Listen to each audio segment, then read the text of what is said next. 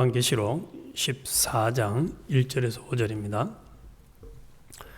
또 내가 보니 보라 어린 양이 시온 산에 섰고 그와 함께 14만 4천이 서 있는데 그들의 이마에는 어린 양의 이름과 그 아버지의 이름을 쓴 것이 있더라. 내가 하늘에서 나는 소리를 들으니 많은 물소리와도 같고 큰 우레소리와도 같은데 내가 들은 소리는 검은고 타는 자들이 그 검은고를 타는 것 같더라. 그들이 보좌 앞과 내 생물과 장로들 앞에서 새 노래를 부르니 땅에서 속량함을 받은 14만 4천 박해는 능히 이 노래를 배울 자가 없더라. 이 사람들은 여자와 더불어 더럽히지 아니하고 순결한 자라. 어린 양이 어디로 가든지 인도하든지 따라가는 자며 사람 가운데에서 속량함을 받아 처음 익은 열매로 하나님과 어린 양에게 속한 자들이니 그 입에 거짓말이 없고 흠이 없는 자들이더라. 아멘. 오늘 아침에는 어린 양과 14만 4천인의 찬양이라는 제목으로 우리 같이 은혜를 나누겠습니다. 12장과 13장에서 핍박받는 교회의 모습, 또 하나님의 백성들이 우리는 살펴봤습니다. 그리고 그들이 하나님의 영광에 이제 참여하는 모습으로 장면이 바뀌는 것이 이 14장입니다. 그래서 하늘의 시온산에 어린 양과 함께 둘러선 14만 4천 명의 거룩한 성도들을 보게 되어집니다. 저는 이 14만 4천인이 어린 양과 함께 찬양을 한다, 이 모습을 보면서 이번에 올림픽을 통해서 금메달을 딴 사람들을 한번 생각해 봤습니다. 그들이 금메달을 따기까지는 아주 혹독한 훈련과 그 연단의 기간이 있었지만 그들이 금메달을 따고 난 다음에는 각자 자기 나름대로 굉장한 자부심과 또 명예와 영광 그리고 영향력을 끼치는 것을 보고 있습니다. 그래서 금메달리스트들은 평생을, 나은 인생을 참 잘 살아가죠. 이 14만 4천인의 찬양들을 보면서, 찬양하는 사람들을 보면서 우리의 일생을 마무리했을 때에 우리도 참 아름다운 찬양을 하는 사람이 되기를 하나님이 강력히 원하는 것을 볼 수가 있습니다. 이 14장은 두 단락으로 나눌 수가 있는데 방금 읽은 1절에서 5절까지의 어린 양과 함께 선 14만 4천인의 찬양의 모습과 6절부터 20절까지는 새 천사의 메시지와 하나님의 심판에 대한 장면을 보여주고 있습니다. 그래서 첫 번째 천사는 온 세상에 영원한 복음을 전하며 하나님을 경배하라고 촉구하고, 둘째 천사는 바벨론의 멸망을 예고하고, 셋째 천사는 짐승과 그의 우상에게 경배하는 자들에게 하나님의 진노가 임할 것을 경고합니다. 그래서 이 뒷부분은 나누고 오늘 아침에는 앞부분에 시온산에 서 계신 어린 양과 14만 4천인의 찬양에 대해서만 중점적으로 나누고자 합니다. 1절에 보면은 요한은 환상 가운데 시온산에 서 계신 어린 양과 그와 함께 있는 14만 4천인을 보았습니다. 이들은 하나님의 이름과 어린 양의 이름이 이마에 새겨져 있고 또 새 노래를 부르며 하나님 보좌 앞에서 찬양을 하고 있습니다. 이마에 딱 어린 양의 이름, 또 하나님의 이름이 새겨져 있습니다. 이 모습은 13장에서 16절 이하에 보면은 짐승에 입맞은 자들, 그래서 신앙을 포기하고 이 짐승에게 입맞아서 세상적으로 잘 살아보자 하고 입맞은 자들과는 완전히 대조되는 자들입니다. 그래서 하나님의 백성을 가리키는 이 14만 4천과 악의 세력인 음녀 바벨론의 궁극적인 운명을 대조시키는 것이 이 14장인데 세상의 막강한 권력과 어둠의 세력은 교회를 무너뜨리고 또 성도들을 죽였지만은 하나님은 어린 양의 구속 사역을 통해서 구원받은 성도들을 보호하고 마침내 하나님의 산 위에서 구원의 새 노래를 부르게 하십니다. 그래서 세상이 갈수록 악해지고 박해는 격해지고 또 이 성도들의 참 부르짖음은 점점 높아져 가지만은 우리를 구속하신 주님은 우리를 능히 보호하시고 또 구원과 승리와 영광으로 이끌어 주실 것을 보여주고 있습니다. 우리가 구원받은 백성이라면은 우리 앞에 신앙생활 하는데 어떤 어려움이 있더라도 시련이 있더라도 반드시 우리를 시온 산 위에 세워주실 하나님을 찬양해야 하겠습니다. 그래서 14만 4천은 어린 양과 함께 승리의 노래를 부르지만 큰 성 바벨론은 남김없이 무너질 것입니다. 그런데 여기서 이제 14만 4천은 이 찬양하는 사람들의 특징을 본문에서 잘 보여주고 있습니다. 그래서 이들은 하늘나라에서 울려 퍼지는 새 노래를 배워가지고 하나님의 보좌 앞에서 찬양을 하고 있습니다. 그 북한에 가면은 옛날에는 김일성, 김정일, 지금은 김정은을 위해서 막 찬양하는 모습을 보게 되어지는데 그것도 참 나름대로 잘하더라고요. 그런데 그 찬양은 억지로 마지 못해서 하는 참 가슴 아픈 찬양이지만 이 찬양은 하나님의 은혜를 받은 자들이 경험을 하고 나서 감사해서 하는 찬양입니다. 그래서 경험해 보지 않은 사람들은 절대로 찬양을 할 수가 없는, 그래서 3절 마지막에 그런 말씀했죠.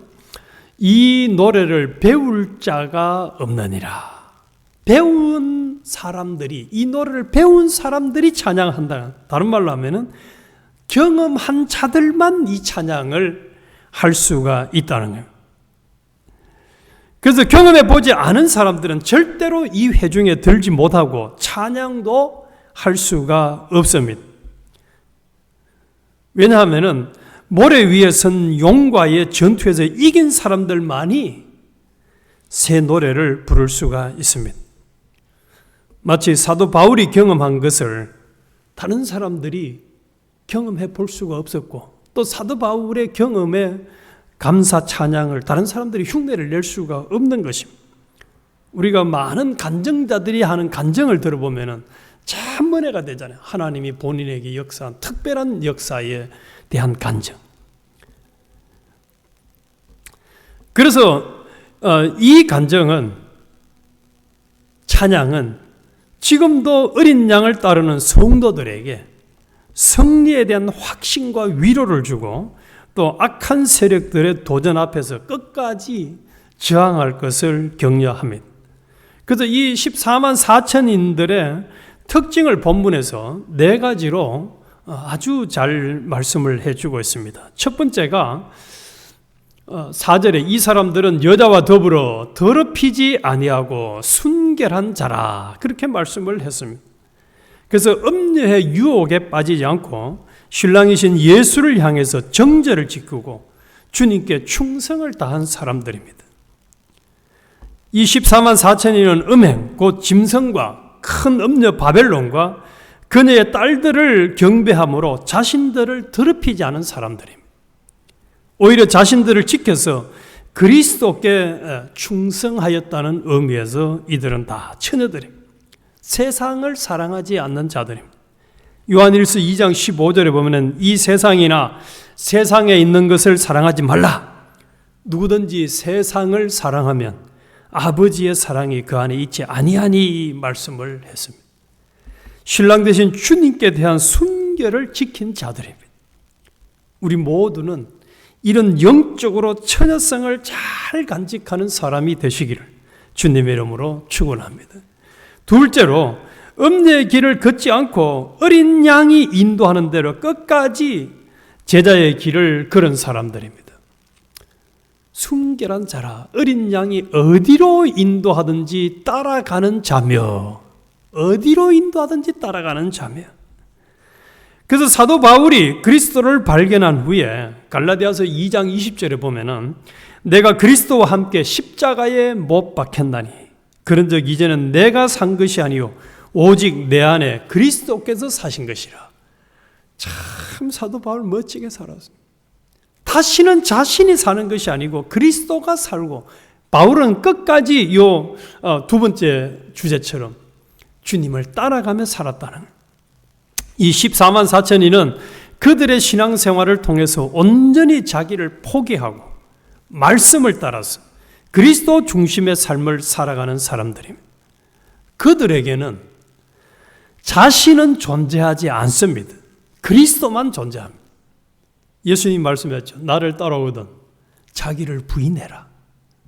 고린도후서 5장에도 예수님이 십자가에 죽으신 것은 다시는 자신을 위해 살지 않고 오직 죽었다가 다시 살아나신 자를 위해 살아라고 한 대로 자기를 완전히 부인하고 주님을 끝까지 따라간 사람들, 이 사람들이 주님과 함께 찬양을 하는 아름다운 찬양대가 될 수 있다는. 열왕기상하, 역대상하를 보면서 그들을 딱 두 종류로 분류를 하는데, 하나는 다윗의 길을 걸었던 정직한 사람들, 또 한 종류의 사람은 아합의 길을 걸었던 사람들, 심지어는 아합의 딸들과 결혼한 왕들까지도 그들은 악한 길을 걸었다라고 딱 기록을 해주고 있습니다. 그래서 오늘은 우리 이 말씀을 보면서 나는 누구를 끝까지 따라갈 것인가, 또 따라가려고 노력하고 있나, 이것을 우리는 따져봐야 되겠습니다. 세 번째로는 주님께 신실하고 헌신된 자들입니다. 희생적인 헌신을 드린 사람들입니다. 여기 그렇게 표현하고 있습니다. 어디로 인도하든지 따라가는 자며, 그 다음에 사람 가운데에서 속량함을 받아 처음 익은 열매로 하나님과 어린 양에게 속한 자들이다. 처음 익은 열매라는 표현을 통해서 명확하게 표현해 주고 있는데, 이 처음 익은 열매는 일반적으로 하나님께 드려지는 첫 번째 수확물을 의미합니다. 구약에서는 이스라엘 백성들은 처음 익은 열매를 하나님께 바쳐서 그분의 축복하심과 또 그에 대한 감사의 표현을 했습니다. 헌신과 봉헌을 상징하는 거죠. 요한계시록에서 이 표현은 하나님의 백성, 특히 순결하고 헌신된 자들을 가리킵니다. 이들은 그리스도를 따르는 신실한 성도들로서 예수님께 온전히 헌신하고 하나님의 뜻에 순종하며 세상과 구별된 삶을 살아가는 자들입니다. 그래서 이들은 영적으로 깨끗하고 정결한 상태를 유지하며 마지막 때에 하나님께 바쳐질 특별한 무리들로 우리는 이해를 할 수가 있습니다. 그래서 이후에 있을 더 큰 수확을 예고하는 또 예고편이 되기도 합니다. 그래서 마지막 때에 구원받은 모든 성도들을 예표하며 처음 익은 열매는 그 시작을 의미하는 것입니다. 그래서 신실한 성도들, 하나님께 헌신된 자들, 그리고 더 큰 수확의 예표로서 하나님 나라에서 특별한 위치를 차지하게 될 사람들입니다. 이 말씀을 주신 주님은 우리 이 자리에 있는 우리들과 이 말씀을 묵상하는 모두가 이런 하나님께 온전히 헌신된 바쳐진 산 제물의 삶을 살아서 나중에 내 앞에서 아름다운 찬양을 하는 주인공이 되라, 이렇게 우리에게 촉구하고 있는 것이죠. 하나님이 나에게 나그네 인생 동안 이렇게 은혜를 주셨습니다 하고 배운 노래를 하는, 찬양을 하는 우리가 되어야 되겠습니다. 그리고 네 번째로는 거짓말을 하지 않고 하나님의 진리를 마지막까지 정언한 사람들입니다. 5절에 그의 입에는 거짓말이 없고 흠이 없는 자들이었더라, 그렇게 말씀을 하고 있습니다.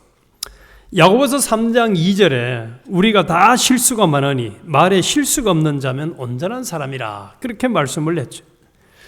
그래서 스바냐는 3장 13절에서 이스라엘의 남은 자는 악을 행하지 아니하며 거짓을 말하지 아니하며 입에는 거짓된 혀가 없다고 말했습니다. 그들은 그리스도의 함께 하시는 은혜와 능력을 통하여 티나 주름 잡힐 것이 없는 거룩하고 흠이 없는 자들로 성화된 자들, 변화된 자들이었습니다. 그래서 이곳에서 말하는 이 거짓말은 통상적인 거짓말 이상을 의미한다고 볼 수 있습니다. 적그리스도들이 하는 수많은 거짓말을 하고 따라가는 자들이 아니라는 것. 끝까지 주님을 따라서 순결함을 지키고 거짓이 없이 어린 양이 인도하는 대로 따름으로 이들의 삶에는 흠이 없고 정결하여 하나님께 온전히 속한 자들이었다. 얼마나 참 멋진지 말이에요. 그래서 우리의 인생을 마감을 했을 때도 하나님이 평가할 때나 사람들이 평가할 때 그 사람은 흠이 없는 자였어. 이런 자가 되기를 하나님은 우리에게 요구하는 거죠. 그래서 이렇게 산 사람이 누가 있을까를 성경을 찾아보니까 또 이것을 소망하고 산 사람이 누가 있을까를 찾아보니까 시편 40편 1절에 다윗이 고백한 고백이 있더라고요.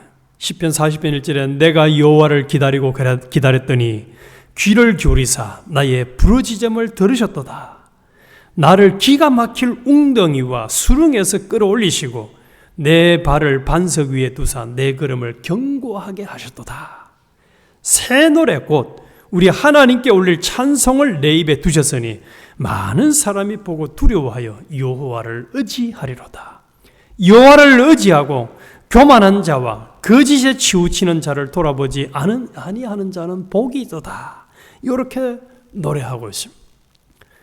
그래서 이 자리에는 우리도 주님께서 오셔서 구원을 완성하실 그날까지 우리를 구원해 주신 주님을 사랑함으로 그 처음 사랑에 감사함으로 성령 안에서 진리의 말씀을 따라서 살고 또 아무리 혹독한 광야와 같은 인생길을 걸을지라도 거기서도 믿음을 신실하게 지켜서 하나님의 역사하심과 또 하나님의 함께하심의 그 찬양, 노래를 하는 우리 모두가 되어야 되겠습니다.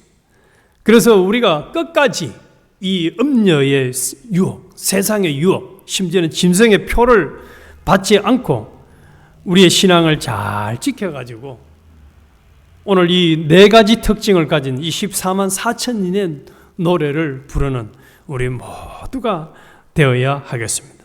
그래서 죽도록 충성하고도 무익한 종으로 돌아가며 동시에 우리의 찬양거리가 참으로 하나님이 우리 스스로는 할 수 없지만 하나님의 은혜를 좀 우리도 승리하고 끝까지 하나님을 찬양하는 이 새 노래를 부를 수가 있는 것입니다. 그래서 하나님이 은혜 주시기를 우리 간절히 기도하면서 나중에 하늘나라 갔을 때 하나님 앞에 참 멋진 찬양대의 모습으로 서는 우리 모두가 되어야 하겠습니다. 하나님 아버지, 그렇습니다. 참